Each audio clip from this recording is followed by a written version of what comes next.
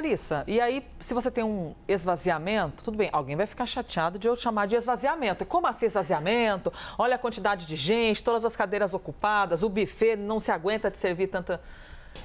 Mas aí, como é que faz para não virar um evento político, ou melhor, um evento do governo, entendeu? Assim, tem como descolar isso? O fato, né, Elisa, é que se você tira os chefes dos outros poderes, o governo do presidente Lula pode encher a esplanada de gente. Vai ser um ato de governo. Ele fica sem uma representação institucional dos demais poderes da República. Isso é muito simbólico para o presidente Lula, para o governo do presidente Lula, por quê? Porque o Palácio do Planalto se orgulhava muito de ter conseguido aquela foto logo após os atentados do 8 de janeiro, em que o presidente Lula desce a rampa do Planalto em conjunto ali com os chefes dos demais poderes. Aquela união institucional foi tida como muito importante do ponto de vista político para o presidente Lula individualmente e para o governo como um todo. Então, a partir do momento em que os chefes dos poderes esvaziam um ato, a gente já teve no último ano a ausência de Arthur Lira, mas ainda assim você tinha os outros poderes representados, você acaba enfraquecendo essa vontade do governo Lula de tentar construir uma espécie de frente anti-bolsonarista. Então, de certa forma, Elisa, um reflexo da polarização política persistente que o país vive.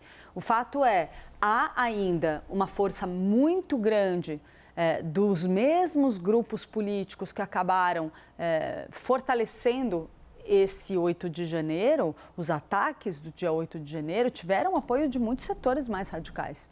Esses setores mais radicais não estão totalmente esvaziados.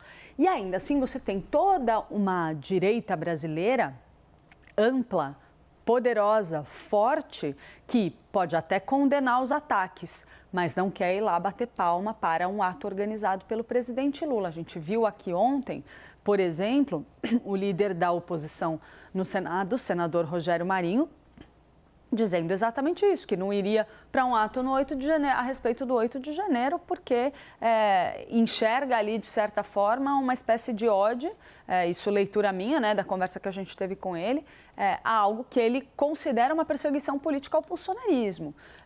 Há ainda um discurso muito grande dentro do bolsonarismo a respeito da anistia a quem cometeu os atos golpistas de 8 de janeiro. Então, essa cisão das forças políticas do país, ela está muito evidente.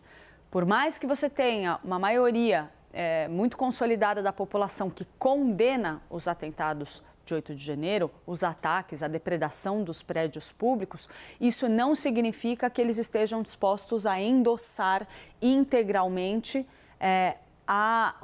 um ato organizado pelo governo petista, tendo o presidente Lula como seu principal expoente para condenar esses atos. Então, para a gente entender o quanto ainda há força política, importância política no campo antagonista a quem critica o 8 de janeiro.